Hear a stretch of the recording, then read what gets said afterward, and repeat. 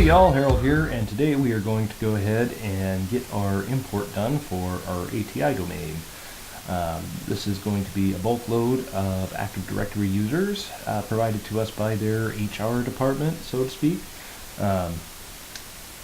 And it just cracks me up thinking that we're pretending. Knowing that we're pretending, not thinking that we're pretending. So their HR department has provided us with all their employees, and we have created a CSV file that has their first name, last name, and then combined for their display name and SAM account name, as well as their passwords and OUs and all that kind of good stuff. So what we have with the passwords is a forced requirement to change the password at logon. So we'll be able to test that after we get our import done with our test machine that is already joined to the ATI domain, and we should be able to validate that the new password is set up, and we'll look at both domain controllers to make sure replication is taking place correctly. So let's go ahead and switch over to the computer here. And looking at the computer, we see our Active Directory users and computers window. And here we have our top level domain of ATI.local, our OU Acme toothbrush, and our users OU. So the OUs have not been split out yet. As part of a later video, we'll create some additional OUs where we actually specify based on department to do some group policy editing, so that when users log on, they see different preferences, different permissions, and all that kind of stuff. But that's coming further down the line. So for now, we're just going to load everybody into one single OU. And so we can get rid of Active Directory users and computers for now. And here's a quick look at the script. The script will be uploaded to the document repository. There will be a link in the description below. So you can see we're using import CSV command, and then we're bringing that CSV in, data CSV, and then for each we are specifying the user principal name to be the SAM account name plus ATI.local, and then here's our new AD user command with all of our parameters. And at the end here, you see that we are requesting that the checkbox be ticked for change password at logon. So let's go ahead and get rid of that, and we will go ahead and fire up Active Directory module for Windows PowerShell. And we'll change our directory to AD import, where we stored our script. And we'll do a /import users.ps1 and say enter. And as we see here, it's starting to scroll down the screen and adding our users. So as this goes through, you'll notice that there are some errors that get thrown. As part of the randomizer I did for building names, we ended up with some duplicates, and I was too lazy to go and pull them out beforehand. So we'll get some errors, but that's okay. So I'm going to go ahead and pause this on the video on the monitor, and we'll go ahead and come back in just a little bit once that import has completed.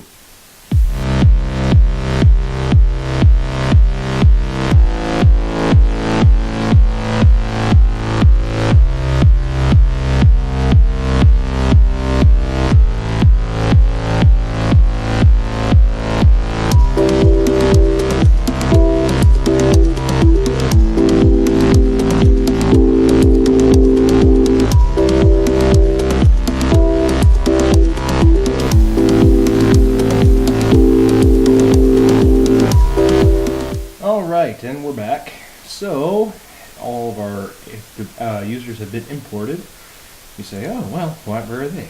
Well, we just hit refresh here, and we'll go ahead and re-query Active Directory, and it should give us an alert that it can only pull the first 2,000. Yep.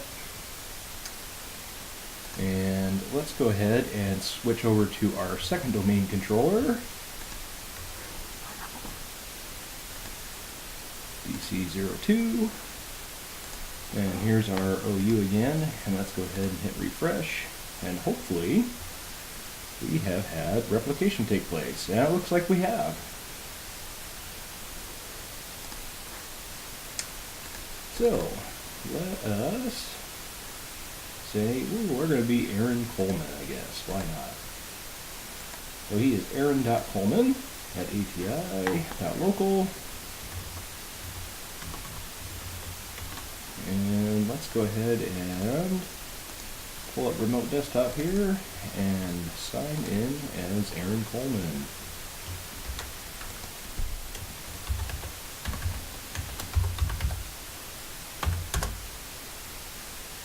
Oop.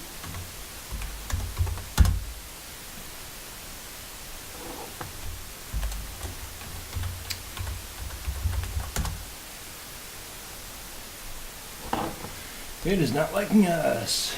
So let's go ahead and pull that machine up through our host here.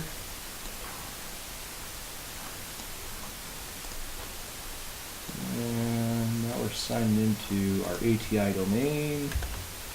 And let's do Aaron.Coleman.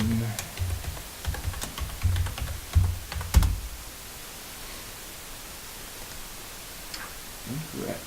Well, what did I set it to? But come back over to DC01.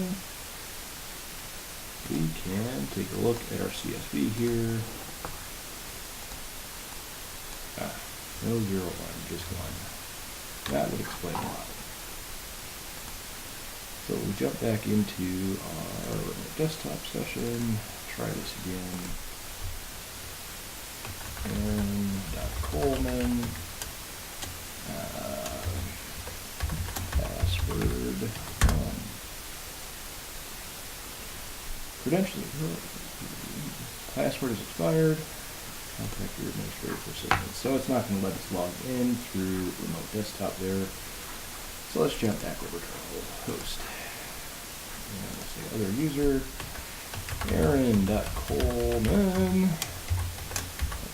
Password 1. Okay, password must be changed before signing in. That's exactly what we wanted to see. So we'll go ahead and change that to something else and say go.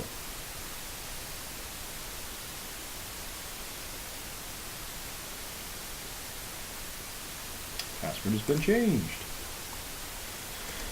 So now let's go ahead and sign in. Aaron Coleman, welcome. So it looks like we were successful. We are getting a Windows desktop over on our test machine, and yeah, that was really all there was to getting our users loaded. So like I said, there will be a link in the description below to the Docker repository with the list and script that I used if you want to try this at home. And there will be another link in the description to the article on the blog where we talk about how to randomize users. So the user list was actually put together by finding a list of the top 10 first names, or top 100 first names and top 100 last names in the United States, and then using a randomizer in PowerShell to go ahead and generate list outputs. And then there was some Excel voodoo after that to get everything else created for the CSV. So that's all we have time for today. If you guys like this video, go ahead and give it a like and thumbs up. If you're interested in more videos like this, go ahead and subscribe to the channel and stay tuned for more in the world of Server 2016, Active Directory, and all the other topics we have. We've got Ubuntu and system monitoring going on, some system builds, and we've got more videos coming up on hardware. So, until then, have a great day, and we'll see you next time.